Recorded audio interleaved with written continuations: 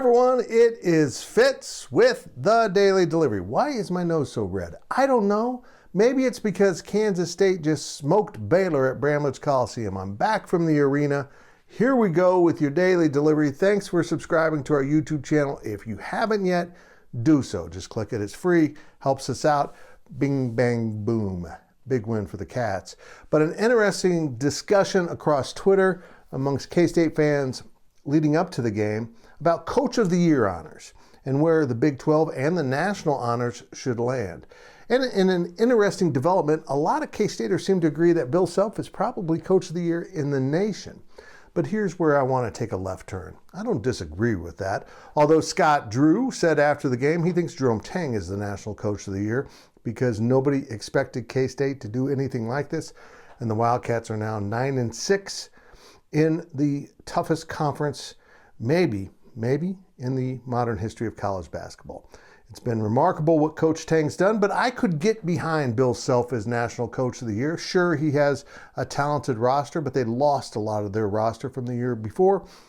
They kind of slumped. They didn't look like themselves, and now they're playing as what could end up being the top seed in the NCAA tournament as defending champions. That's kind of remarkable. So I could get behind that. But I will say this, just because he's National Coach of the Year does not mean he's Big 12 Coach of the Year, and here's why. Every Coach of the Year honor, whether it's at the conference level, national level, or some other level, has its own criteria, its own set of circumstances upon which the voters will make that decision. And for the Big 12 Coach of the Year, you have to look back at the preseason poll and see that Jerome Tang's Wildcats were picked for last, and right now they sit in third with the tiebreaker over Baylor.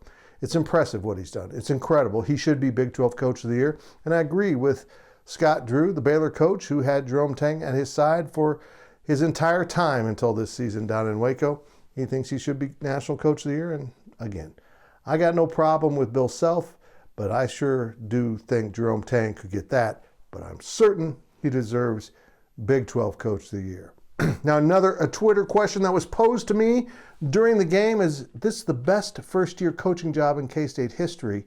Now, I'm going to keep it just to basketball. And you have to understand that Bruce Weber's first season, they won the Big 12 title. It's easy to argue that. But he also inherited Roddy McGruder and Big Gip and Jordan Henriquez. And you just go down the list. There's a bunch of guys he inherited from the previous staff.